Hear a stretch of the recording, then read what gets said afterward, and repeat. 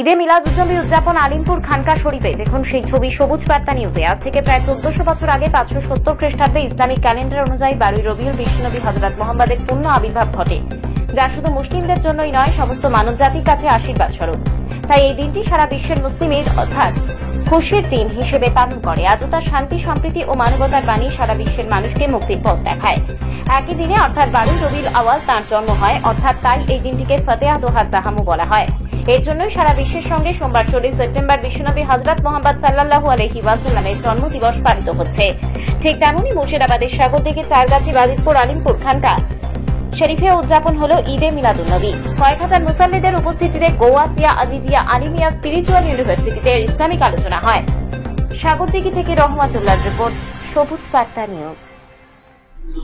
আজ বিশ্বনবীর আগমন দিবস উপলক্ষে সমগ্র বিশ্ববাসীকে গাউসিয়া আজিজিয়া আলিমিয়া খানকা শরীফ এবং আলিমপুর স্পিরিচুয়াল অ্যারাবিক ইউনিভার্সিটির তরফ থেকে সমগ্র বিশ্ববাসীকে আন্তরিক প্রীতি, শুভেচ্ছা ও মোবারকবাদ জানাচ্ছি।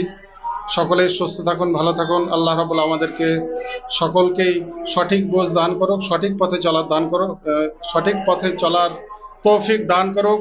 আমরা সঠিকভাবে, সুস্থভাবে আহলে সুন্নাত ওয়াল জামাতের পথে, ইসলামের পথে আমরা যেন ধাবিত হই, কোরআন এবং হাদিসের নির্দেশ মেনে চলতে পারি। আলহামদুলিল্লাহ। প্রথমেই সবুজ বার্তা যে মাধ্যম, সোশ্যাল মিডিয়ার যে বার্তা এর মাধ্যমে প্রকাশ হয়, তো প্রথমেই আন্তরিক শুভেচ্ছা জানাবো। আর আজকের যে দিন, আজকে দয়ার নবী, বিশ্বনবী, বিশ্বগুরু জনাবে মুহাম্মদুর রাসূলুল্লাহ সাল্লাল্লাহু তাআলা আলাইহি ওয়াসাল্লাম সমগ্র সৃষ্টি জগতের জন্য তিনি করুণা স্বরূপ, রহমত স্বরূপ, আশীর্বাদ স্বরূপ এই পৃথিবীর বুকে আজকের দিনে আগমন ঘটেছিল। শুভ জন্মদিন মুবারক।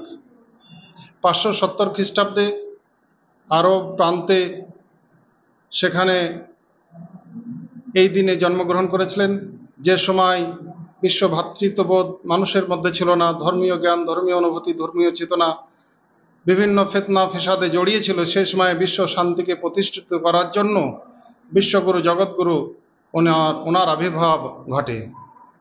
তো আজকে আলিমপুর দরবার শরীফে যে কর্মসূচি, গতকালকের থেকে মাগরিবের পরের থেকে বক্তব্য আলোচনা হয়েছে, বাইরেকার যত মানুষ কম বেশি এসে গেছেন আলহামদুলিল্লাহ।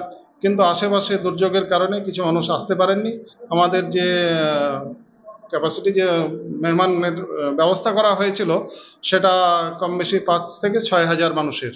তো আজকের যে সাড়া পেয়েছি, আপনারাও দেখেছেন যে কয়েক হাজার মানুষ উপস্থিত হয়েছেন ওনার বক্তব্য শোনার জন্য। আখেরি দোয়া এবং প্রার্থনার মাধ্যমে বিশ্ব শান্তি কামনা করে, বিশ্ববাসীর মুক্তির প্রার্থনা করে দোয়া এবং আখেরি মোনাজাত শেষ হয়।